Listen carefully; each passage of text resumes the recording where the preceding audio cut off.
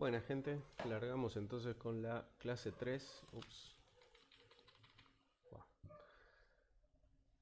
Clase 3 de visión. Vamos a discutir el tema de principios de visión. Lo que se tiene que llevar de la clase de hoy es qué es esto de percibir el color y cómo es que a partir de un fenómeno físico que es la oscilación del medio electromagnético, nosotros percibimos como personas, nosotros tenemos una experiencia de percepción del color, ¿sí? Entonces, recordemos los tres componentes de un sistema de visión: la fuente de luz, después tenemos el objeto, donde la luz se refleja, y después finalmente tenemos el sensor. Lo más común es poner que la fuente de luz es el sol, ¿sí? Pero podemos cambiar a otra fuente distinta. Después viene el objeto que recibe la luz que sale del sol y la refleja. La luz que termina saliendo del objeto tiene características distintas a la luz que le llegó al objeto. Obviamente esa transformación de la luz ocurre en la superficie que refleja. Y finalmente llegamos al sensor, y hoy vamos a discutir más que nada cómo funciona el ojo humano, ¿sí? Vamos a tomar como sensor el ojo humano. Así que charlemos entonces de qué se tratan estos tres componentes. Empecemos por la fuente de luz. Bueno, el sol, por ejemplo, ¿sí?, emite luz, radiación electromagnética que nos llega a nosotros. Pero ¿cómo podemos describir esa radiación electromagnética? Bueno, la manera más completa de describir una onda electromagnética es con su espectro, ¿sí? Esta es la descripción espectral de esa onda. A ustedes que conocen de transformadas de Fourier y esas cosas, y en análisis de señales, no les debería sorprender para nada una figura como esta, donde se representa en el eje horizontal la longitud de onda y en el eje vertical la energía asociada a esa longitud de onda. Entonces la combinación de todas las energías de estas longitudes de ondas hacen a la luz en sí, ¿sí? Toda la luz que emite el sol, entonces uno lo puede descomponer en ondas armónicas con estas longitudes de onda que están dadas en el eje de las X, y después en el eje vertical estoy indicando cuánta energía hay asociada a cada una de esas longitudes de onda. Fíjense que estamos en el rango de los nanómetros y que ya nos podemos ir anticipando lo que viene después. Entre 300 y 700 nanómetros por acá es el rango visible.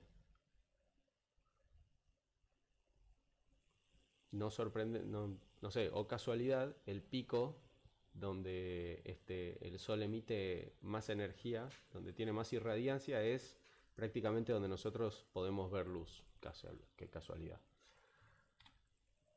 Bien, eso es lo que pasa en la fuente de luz, ¿no? En la primera de las tres componentes. Ahora, en la segunda componente, que es en el objeto, se da la reflexión. Bueno, podemos estudiar cómo una superficie refleja la luz haciendo el siguiente experimento. Ponemos una fuente controlada de luz, ¿sí?, que emite luz hacia una superficie que queremos estudiar. Esta superficie refleja la luz y acá ponemos un sensor, ¿sí?, que capta intensidad de luz. Bueno, esta fuente de luz está bien controlada y podemos ir barriendo diferentes longitudes de onda en la fuente de luz, ¿sí? Tira luz con una longitud lambda y a la salida medimos entonces una intensidad I. Lo que se calcula es la reflectancia, que es el cociente de lo que se mide a la salida versus lo que se emite a la entrada antes de que llegue a la superficie. Entonces, la fuente emite una cierta intensidad de luz I, por ejemplo, y después el sensor mide I', y tenemos la reflectancia, que va a ser I' sobre I. Por eso la reflectancia es un número que va de 0 a 1.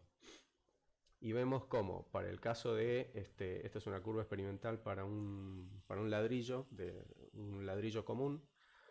Vemos que para la longitud de onda, que ahora está en micrómetros, tiene esta curva de reflectancia, o sea que refleja bastante en estas longitudes de onda que van de 300 nanómetros a 3 micrómetros. Después vuelve a tener un pico acá y finalmente después de eso ya prácticamente no refleja nada. Toda la luz que le llega, que tiene longitudes de onda de más de 5 micrómetros, la absorbe. Pero, ¿qué tiene que ver eso con el color? O sea, fíjense que estamos en una escala micrómetro que es distinta al rango visible. Bueno, el intervalo visible está por acá, más o menos de 0,3 a 0,7 micrómetros, y el zoom lo hacemos acá en la figura de acá al lado, donde vamos de los 400 nanómetros a los 700. ¿Para qué dije? 300. El rango visible, 400. Bueno, nunca me acuerdo bien si el rango visible empieza en 300 o 400 nanómetros. Pero bueno, la cuestión es que la reflectancia del ladrillo común es muy baja para longitudes de onda de antes de 550, ¿sí? Desde acá para acá atrás refleja muy poco, mientras que de acá, para longitudes de onda mayores a 550 refleja bastante. Por eso es que toda luz que le llegue, ¿sí?, que tenga longitudes de onda más de 550 van a ser reflejadas con mayor irradiancia. Bueno, uno puede agarrar entonces el espectro de la fuente de luz, que es esto, ¿sí?, este espectro. Lo voy a dibujar acá, tipo para que quede orientativo, ¿no? Pensemos así, este es el espectro del Sol, donde tenemos acá la longitud de onda en nanómetros, y acá tenemos la irradianza que está en watt por metro cuadrado por nanómetro, creo. Sí, porque es una densidad de energía. Bueno, esta es la luz que llega al objeto, en este caso un ladrillo común, pero tiene que ser filtrado por la capacidad que tiene el objeto en reflejar la luz. Entonces, este espectro básicamente se tiene que multiplicar por su respectiva irradianza, ¿sí? A cada longitud de onda le corresponde una atenuación, se pierde un poco de luz en la reflexión, por eso la reflectancia es menor a 1, si no estaría el objeto generando luz. Y el resultado de hacer esta multiplicación por acá es tener la luminancia del objeto. Fíjense que acá tenemos watt por metro cuadrado. Esto ya es intensidad de luz, energía de luz para una dada longitud de onda. Y fíjense cómo entonces la luminancia del ladrillo común, cuando es iluminado con luz solar, tiene una forma parecida a la reflectancia, pero no son exactamente iguales, y como vemos tiene una componente bastante grande de luminancia para longitudes de onda grandes, mientras que para longitudes de onda más chicas tiene muy poca luminancia. Bueno, esto es lo que pasa cuando la luz sale del objeto, termina teniendo este espectro. Esta es la descripción física de la luz que es reflejada por el objeto, ¿sí?, en toda su riqueza espectral. Este es el espectro de la luz. Ahora, llega el sensor, ¿sí? ¿Qué pasa acá? Bueno, acá el sensor tiene que hacer una transducción de esa información. La luz llega como radiación electromagnética, o sea, es una oscilación en el medio, en el espacio, y acá pasa por una serie de ópticas, digamos, y acá hay neuronas especializadas que son sensibles a la intensidad de luces. O sea, cuando les llega luz a las neuronas que están acá, terminan emitiendo un impulso nervioso. Entonces, la luz que llega es energía electromagnética, y lo que termina saliendo es un impulso nervioso que es básicamente una señal electroquímica, ¿sí?, que va al cerebro, que está para allá. Cerebro. Más atrás está allá. Bueno, ¿qué pasa acá? Acá tenemos, como muestra esta figura acá, estas células que se separan en conos y bastones. Los bastones son las partes blancas y los conos son esta parte de acá. Lo que tiene de especial estas neuronas, el resto de las neuronas del cerebro no lo tiene, son unas proteínas que permiten que la célula emita estos pulsos electroquímicos cuando recibe luz.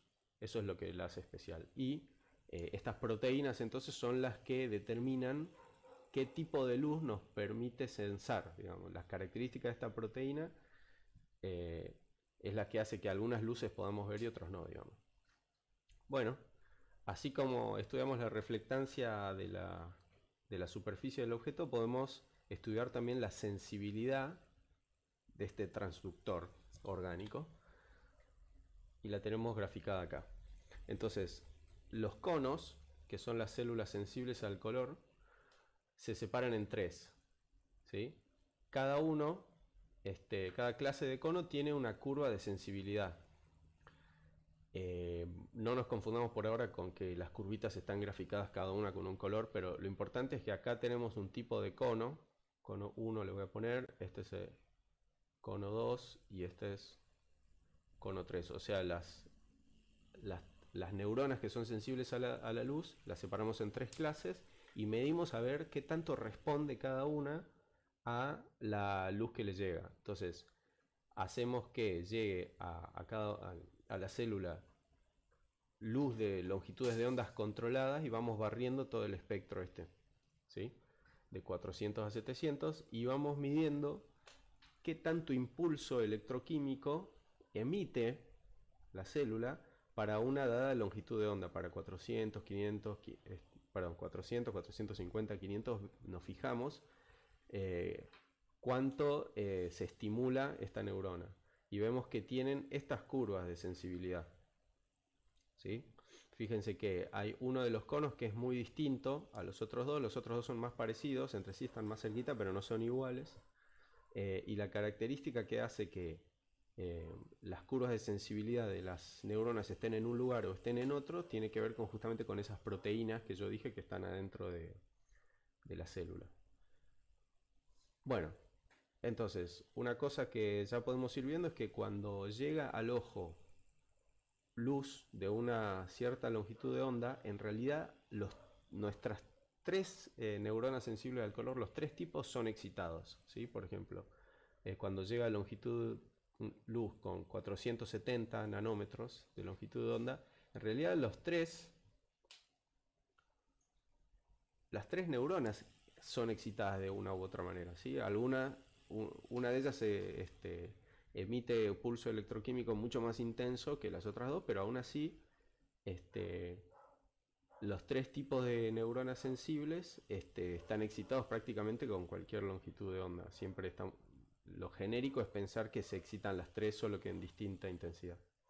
Bueno, después coloquialmente se les dan nombres a estos tres tipos de conos según a dónde está el pico de sensibilidad, ¿sí? Entonces se les llama rojo, verde y azul, pero no es que el cono verde no es sensible a la luz roja, ¿sí? Eso es lo que quiero aclarar. Bueno, esto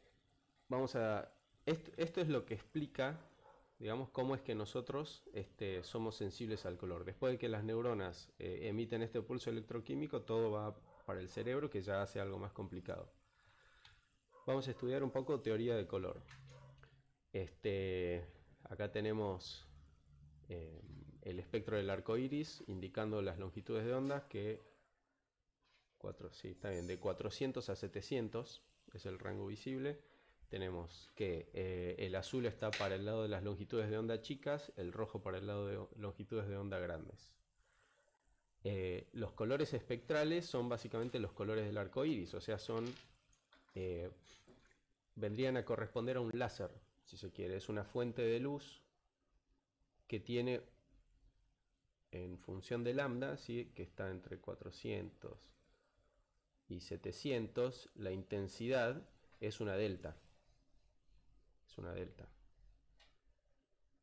O sea, es una Es una curvita de intensidad bien angostita y que entonces podemos decir que prácticamente representa una única longitud de onda. Decimos que es monocromática. Eso es un color espectral, es como un color puro, ¿sí? Otra cosa es que, como dije, al fin y al cabo, esos pulsos electroquímicos de las neuronas van a parar al cerebro. Entonces la interpretación de la luz depende de cuestiones mucho más complicadas: el contexto, la iluminación, la memoria, el objeto en sí, ¿no?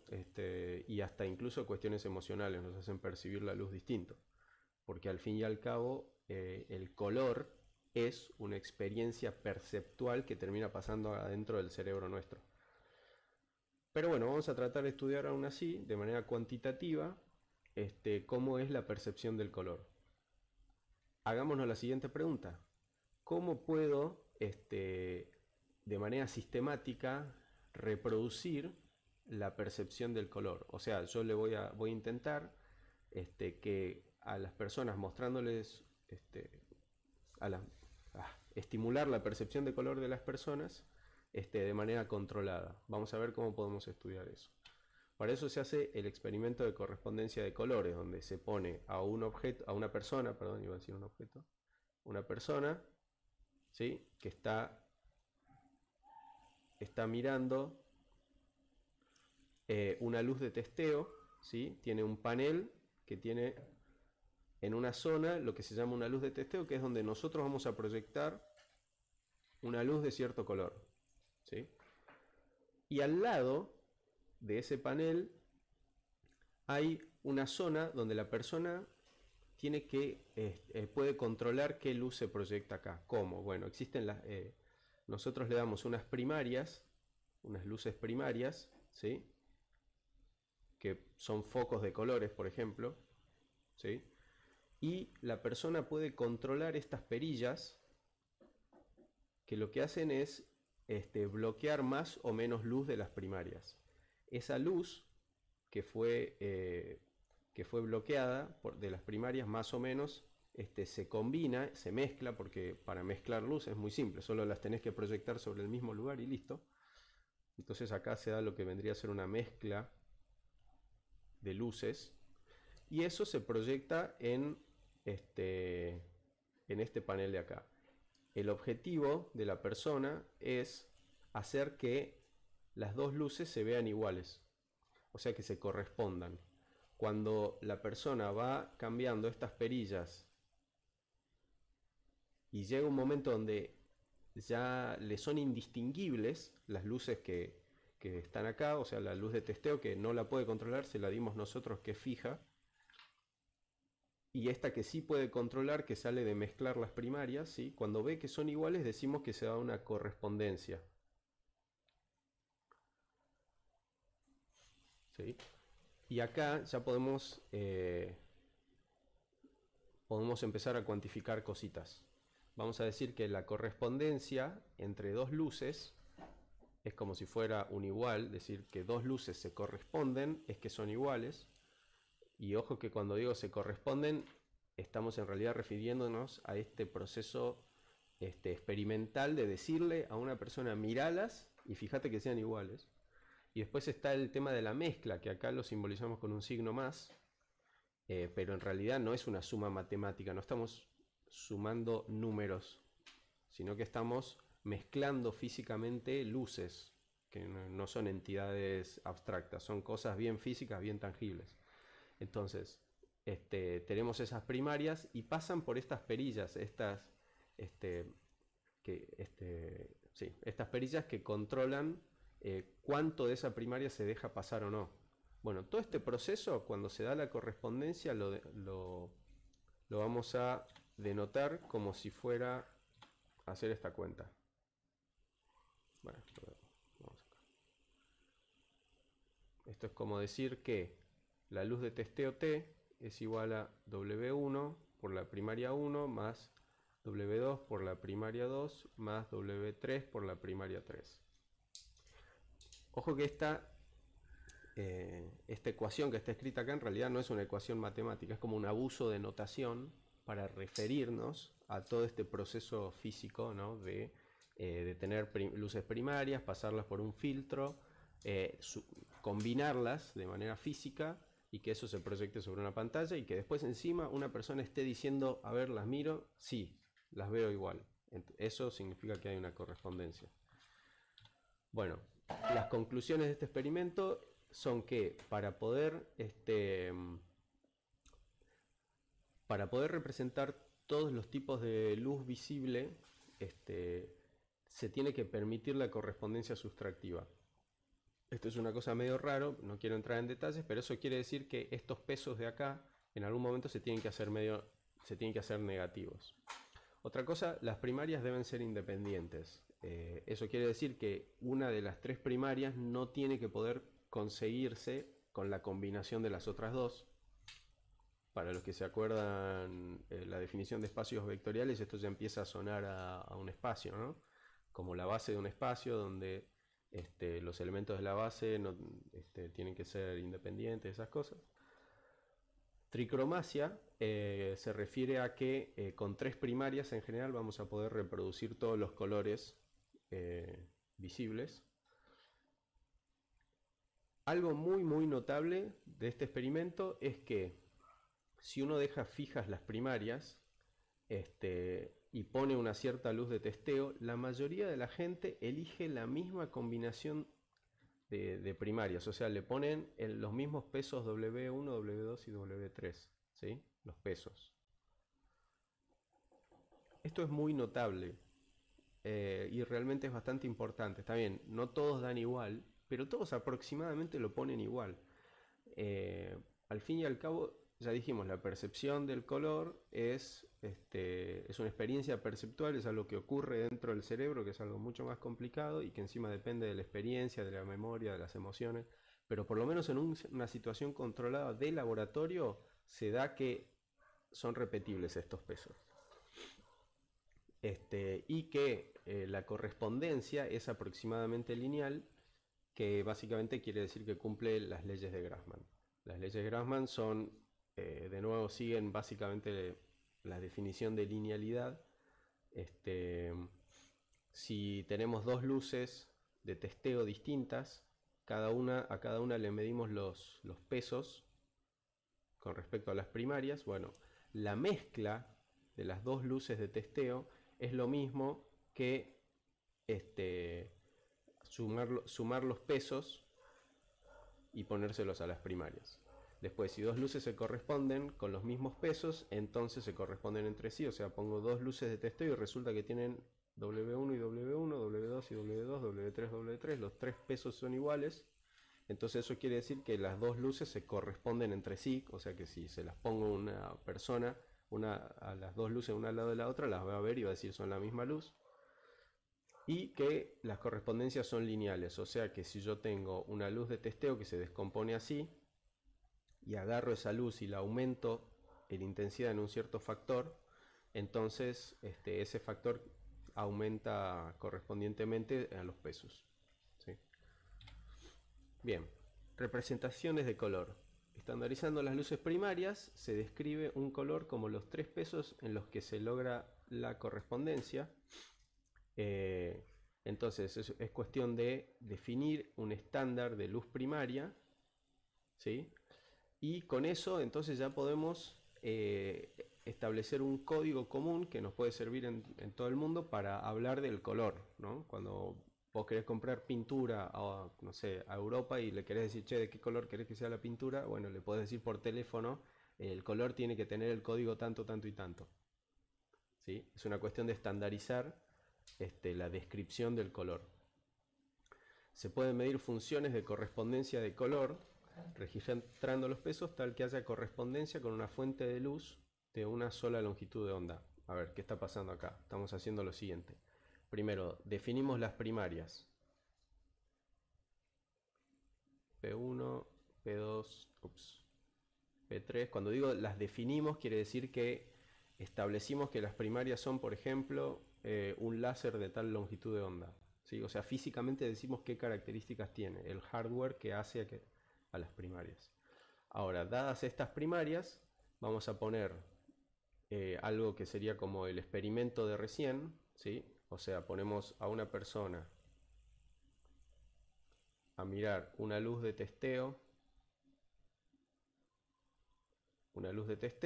y acá aparece la mezcla de las tres primarias, P1, P2, P3, a través de los pesos, W1, W2, W3, ¿sí? Se hace la mezcla, así. Pero acá en esta luz de testeo lo que vamos a hacer es, vamos a poner una luz monocromática, ¿sí? O sea, vamos a poner que la luz de testeo 400, es una delta. Esto es T de lambda. Acá le llaman U. Bueno, U. La luz de testeo va a ser U.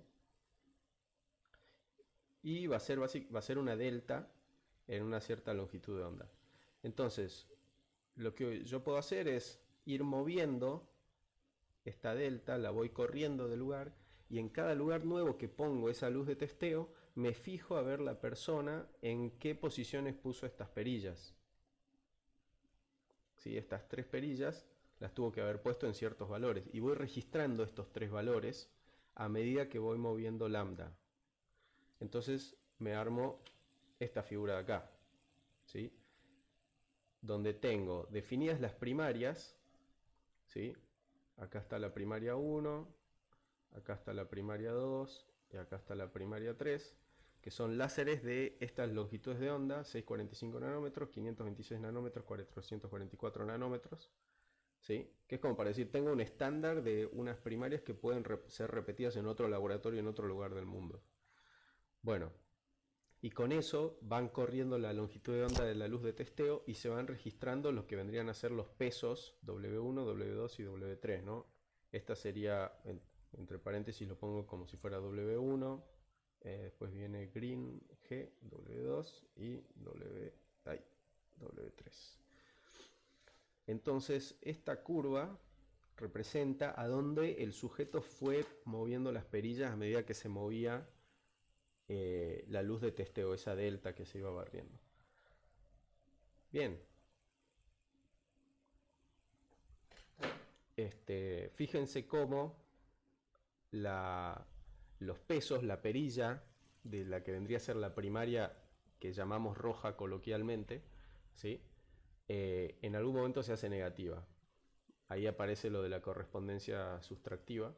Y la verde, ¿sí? La primaria que tiene 526 nanómetros, en algún momento la perilla que corresponde a esa también se hace un poquito negativa por acá.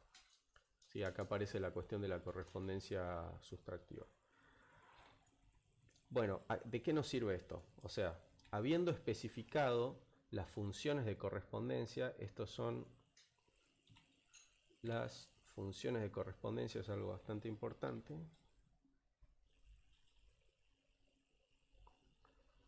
Funciones de correspondencia.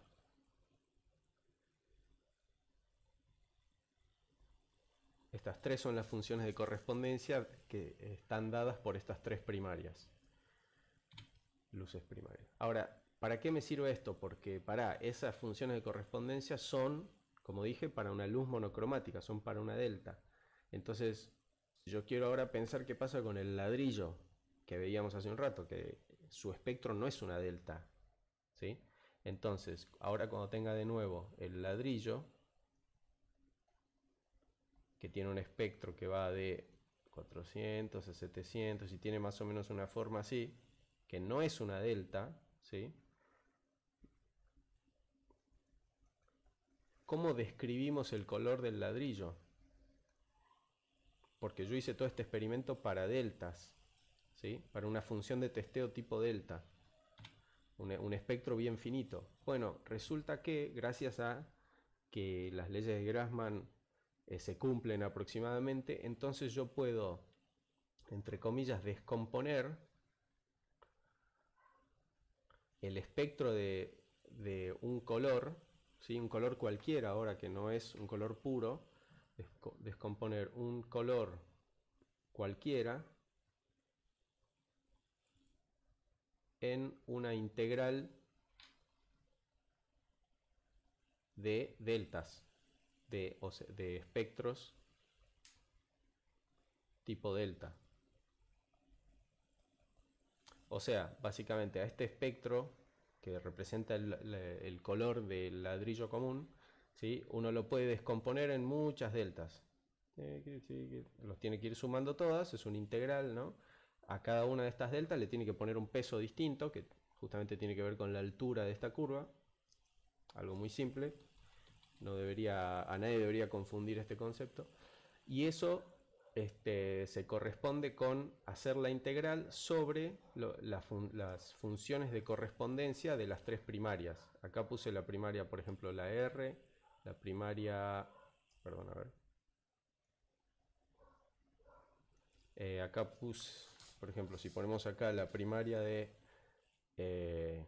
645 nanómetros. Después acá ponemos la de 526 nanómetros y acá la de 444 nanómetros. Entonces esta curva de acá es la que en la diapositiva anterior es la R, esta de acá es la curva de la G y esta de acá es la curva de RGB. Ahí está. Y bueno, S es la curva del color que quiero imitar. Este es el ladrillo en este caso acá. Entonces, ¿qué quiere decir todo esto? Conclusión de todo este razonamiento complicado. Puedo representar un color cualquiera con tres números, ¿sí? Entonces, puedo describir un color con un espectro cualquiera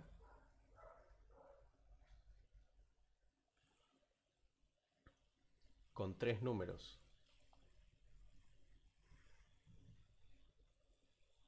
¿Sí? Con tres números que salen de hacer esta integral. Acá tengo un número, es el que está entre estas llaves, y este es el que está entre otras llaves, que son estos, W1, W2 y W3. ¿Sí? O sea, está bien, hicimos todo este razonamiento, este estudio de lo que es la percepción del color en las personas. Vimos que había un funcionamiento aproximadamente lineal de cómo era todo esto. Y después encima podemos hacer un experimento poniendo una luz muy controlada, con luces primarias también bien controladas y estandarizadas.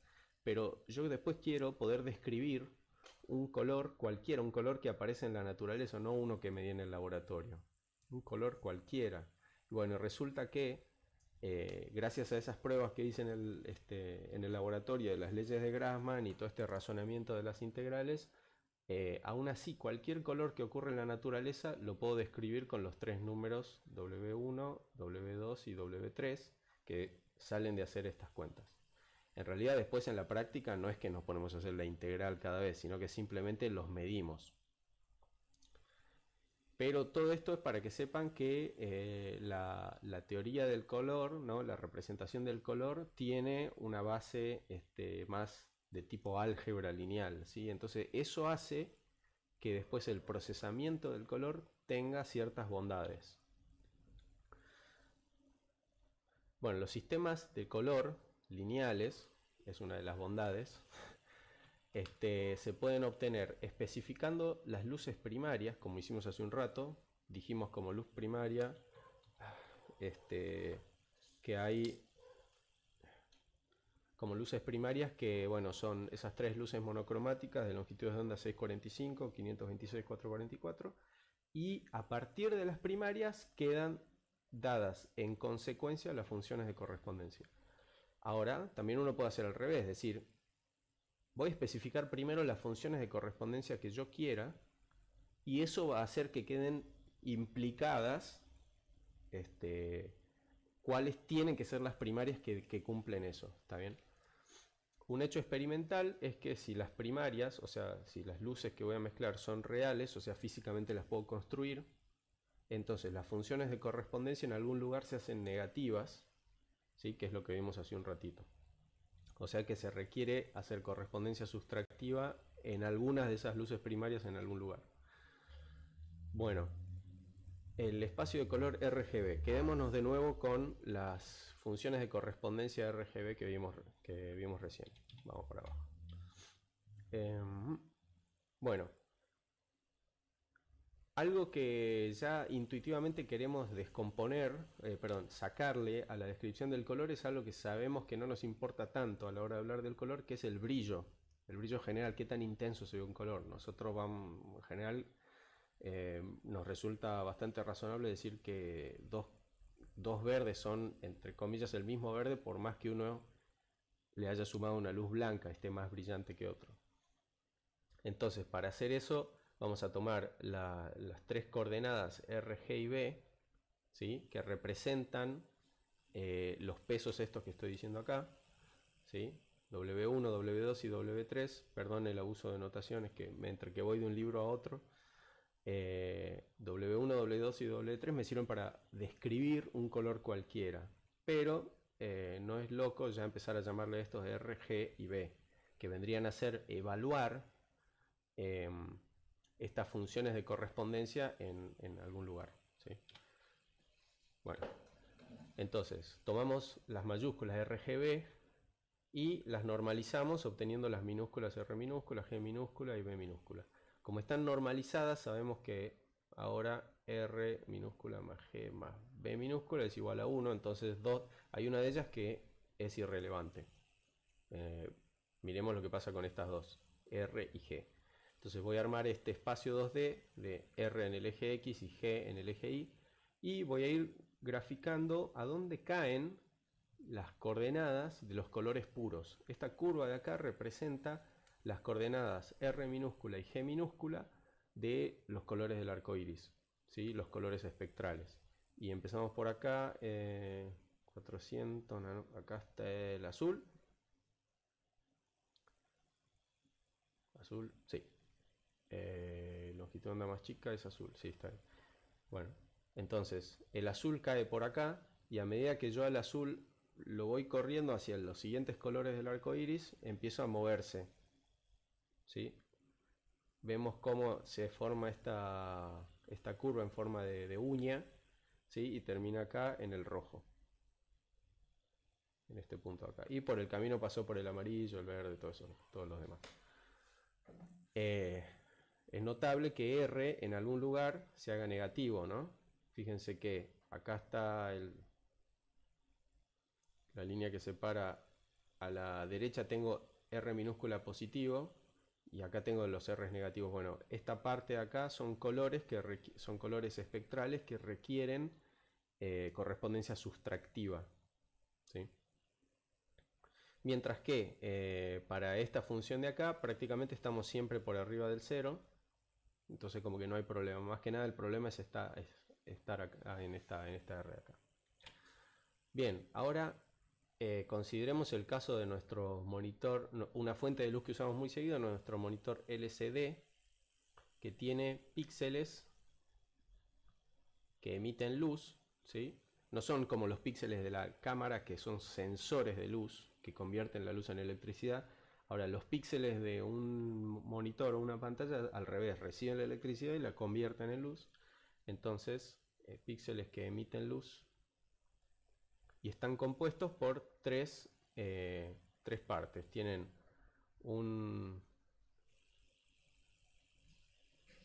cada píxel tiene una zona que es roja, que emite luz roja, es un LED rojo, R, después viene el verde, después viene así el verde al lado, y tenemos al final azul. Bueno, queda un poco separado. Entonces, esto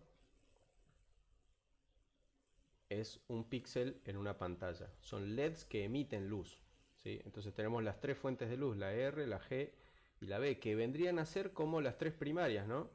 La P1, la P2 y la P3, que tienen, bueno, cada uno ahora son una primaria con una cierta longitud de onda, ¿sí? Son LEDs, así que ya no es algo perfecto, no es un láser monocromático perfecto, pero funciona bastante bien.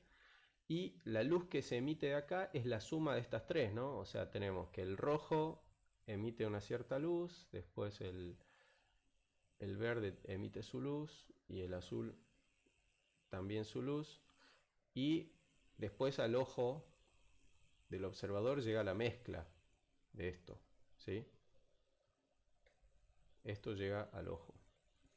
Entonces lo que está pasando en una pantalla es que uno tiene las tres primarias que emiten luz, se mezclan y llegan al ojo. Entonces, ¿a dónde caen las luces de esas primarias? Bueno, si uno solo prende la primaria esta, la R, y las otras dos la apaga, estamos acá, en este diamante de acá, ¿sí? Que para sorpresa de nadie, ¿no? Tiene coordenadas en R minúscula 1 y tiene 0 en la coordenada de G, ¿sí? Porque corresponde haber hecho, ¿no? La R minúscula se calculaba como R sobre la suma de las otras, y cuando las otras de abajo son R, bueno, esto te queda un 1.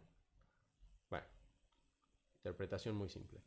Entonces, lo que pasa ahora cuando yo a la G la prendo y a las otras dos partes del píxel las dejo apagadas, entonces tengo esta coordenada de acá. Bueno, y ya entienden, para la tercera pasa que cuando yo prendo blue, ¿sí? el LED azul, y los otros dos los apago, estoy casi cerca del 0, 0. ¿Sí? Del 0, 0, porque no tengo componentes ni de rojo ni de green. Así que estos tres diamantes de acá representan las coordenadas donde uno percibe el color de las primarias que hacen a la luz que puede emitir una pantalla. Ahora, la luz que sale de acá solo se puede sumar. No hay correspondencia sustractiva acá porque es simplemente una combinación de cuánta luz está emitiendo. Solo se puede sumar. Lo pongo así entre comillas porque no es una suma matemática, ¿no? Es una suma física. Entonces, cuando uno solo puede sumar y tenés como coordenadas de la base estos tres diamantes, no te podés salir del triángulo que está formado entre los tres. O sea, yo puedo combinar linealmente estos tres vectores, pero en esa combinación lineal voy a usar solo pesos positivos. Entonces no puedo salirme de este triángulo. Eso hace que en una pantalla común los colores representados no representen todo el espectro que uno puede ver, sino que si uno tiene, por ejemplo, acá un color, ¿qué longitud tiene esto? No sé, como 500. Acá hay imagínense un color puro, ¿no? Espectral de 500 nanómetros, que es una cosa medio verdosa. A ver, volvemos para acá. ¿Qué color tiene algo de 500 nanómetros? 500 nanómetros. Acá, bueno, es esta cosa tipo verde marino. Bueno, ese color está acá. Pero nosotros, dentro de las posibilidades de que tiene nuestra pantalla con estas tres primarias, a lo sumo lo más cercano que puede producir es esto. Acá, que está justo en el borde del triángulo. Entonces fíjense cómo hay todo un abanico enorme de colores que no pueden ser reproducidos por una pantalla digital de las comunes. Otra cosa importante de interpretar esta figura es este asterisco de acá, es el color blanco. ¿Sí? Es la coordenada del color blanco. Y uno puede imaginar que hay un continuo de colores entre el blanco y algún otro de los colores puros. Entonces acá tengo una especie de verde marino, ya dije. Y entre ese color y el blanco puro, uno puede imaginar cómo este blanco de manera continua se va haciendo cada vez más verde, más verde, más verde, más verde, hasta que llega a ser el verde del arco iris. ¿Sí? Bueno, eso con respecto al espacio de colores RGB. Ahora cambiamos a un espacio de color distinto, el X y Z. Las bondades del X y Z es que tiene funciones de correspondencia positivas.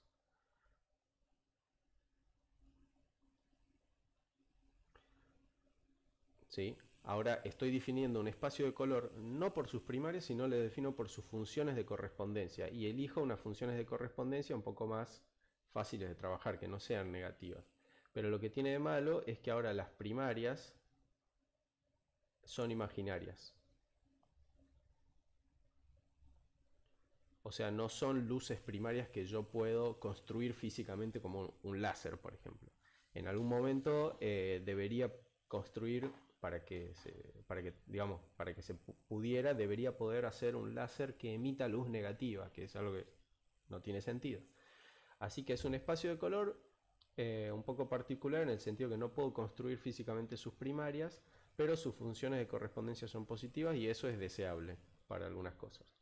Ahora, como los espacios de color se comportan de manera bastante lineal, yo puedo definir esta transformación entre el RGB y el X y Z, que no es más que multiplicar por una matriz. O sea, es una transformación lineal que me lleva de las coordenadas de un color cualquiera, R, G y B mayúsculas, les hago alguna rotación y algún escaleo, ¿sí?, que está metido acá dentro en esta matriz, y termina dando X y Z.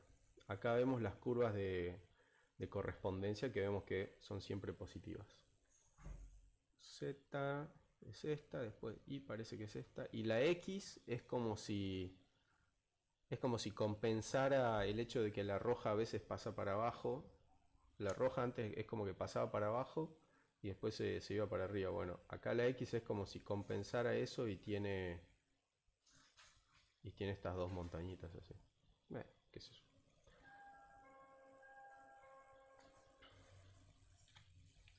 Bueno, una cosa que puedo hacer con las coordenadas X y Z es hacer también esta normalización y para ver lo que pasa en un espacio 2D, ¿sí?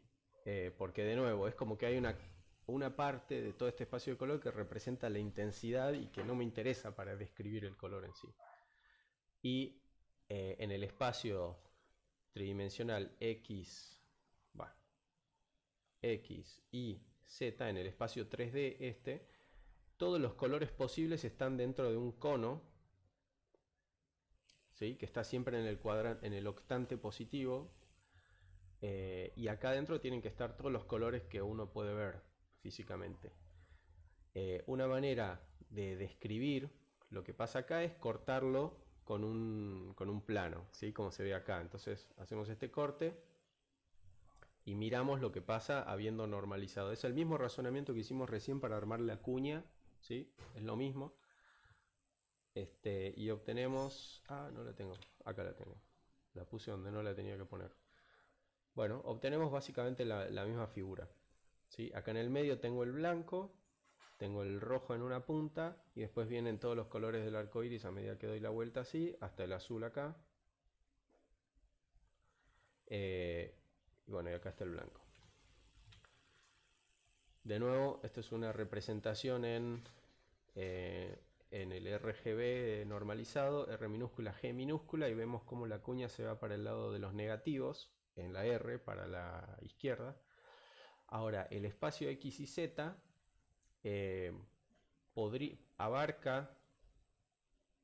permite ver todo esto, digamos. Acuérdense que con las primarias reales no nos podemos salir nosotros de este triángulo. Estamos encerrados en este triángulo por las primarias que podemos construir, pero si pudiéramos hipotéticamente construir las primarias de el espacio X y Z, podríamos agrandar este triángulo y abarcar realmente todo el espacio visible con esas tres primarias, pero bueno, son imaginarias. Pasamos a un espacio de color no lineal, el HSB. El HSB se define como de la siguiente manera: es una transformación no lineal. Ahora yo no puedo hacer la cuenta con una matriz. La H representa hue, que significa tinte. S representa la saturación. Y V es value, que representa la intensidad de la luz, básicamente. Entonces, si uno tiene el espacio RGB, ¿sí?, lo piensa como un espacio tridimensional donde en algún lugar de ese espacio cae el color, cae la coordenada que representa un color.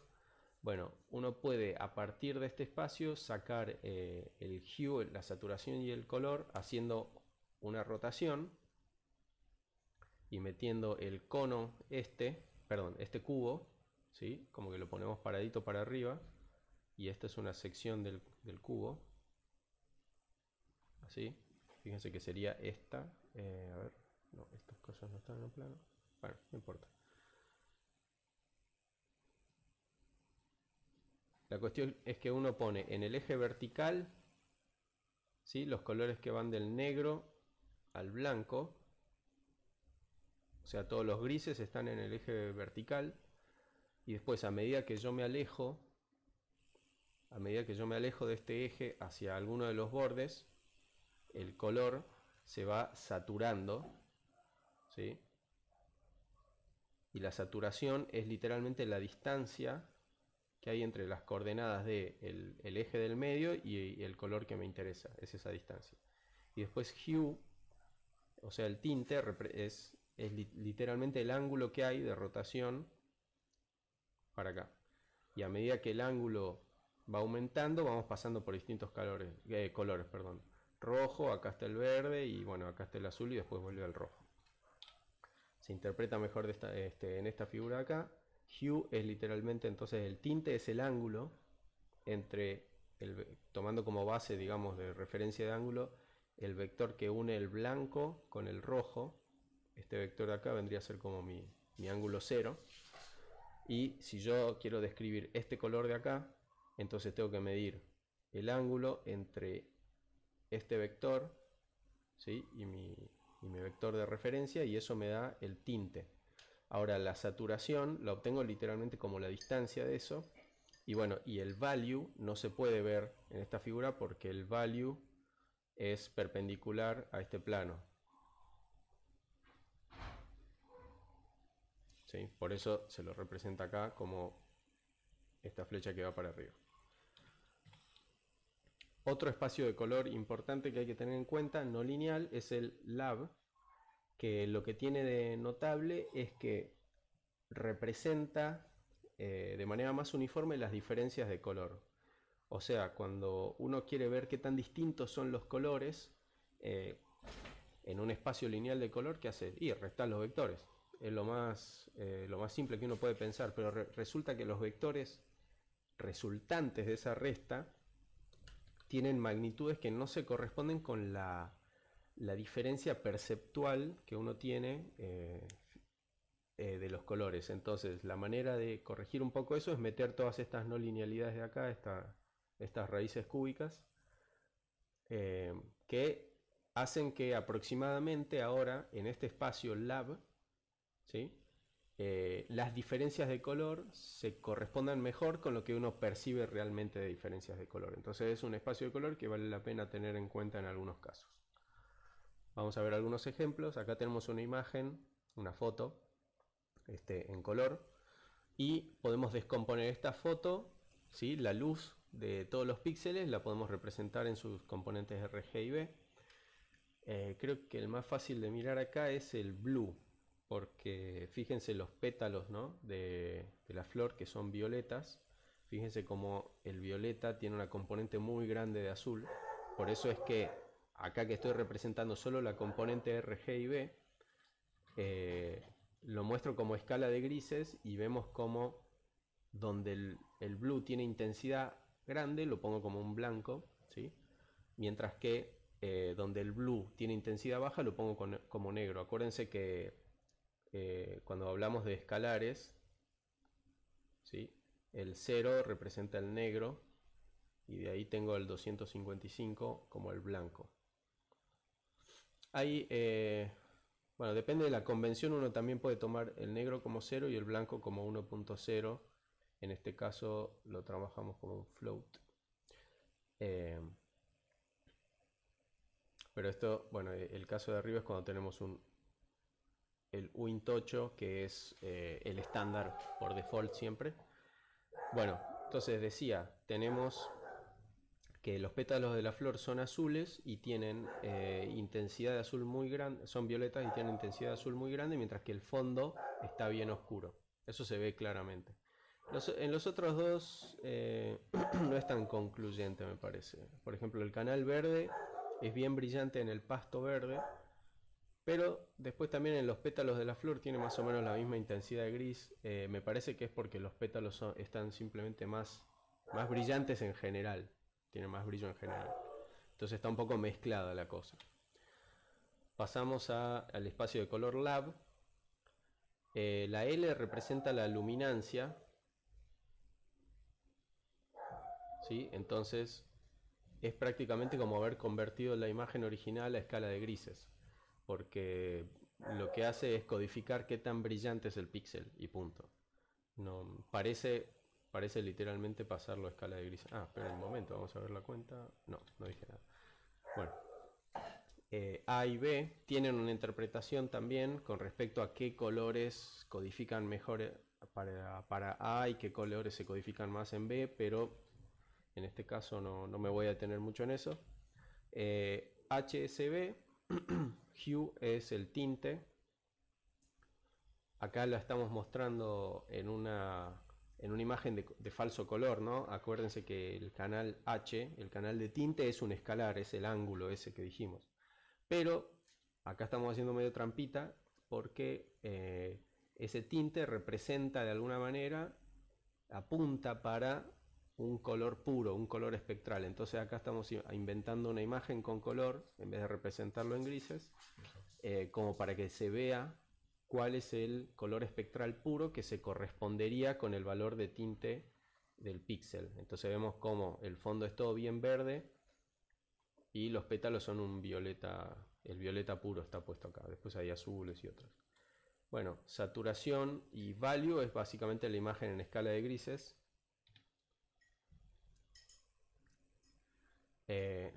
Saturación quiere decir qué tan lejos del blanco está el color. Fíjense, el fondo verde de las hojitas es un verde bastante cercano al verde puro, entonces está bien blanco, está bien saturado el verde.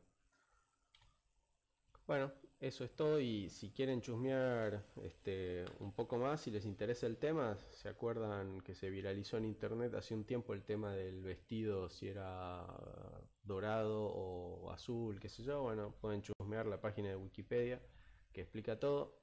Y después un video de un canal que recomiendo bastante es Brown, Color is Weird, porque básicamente repasa más o menos los conceptos que vimos en la clase de hoy para explicar por qué el color marrón no está en el arco iris y cómo puede ser que, a pesar que nuestras primarias están sobre el arco iris, pueden representar un color que no está ahí. Bueno, es bastante interesante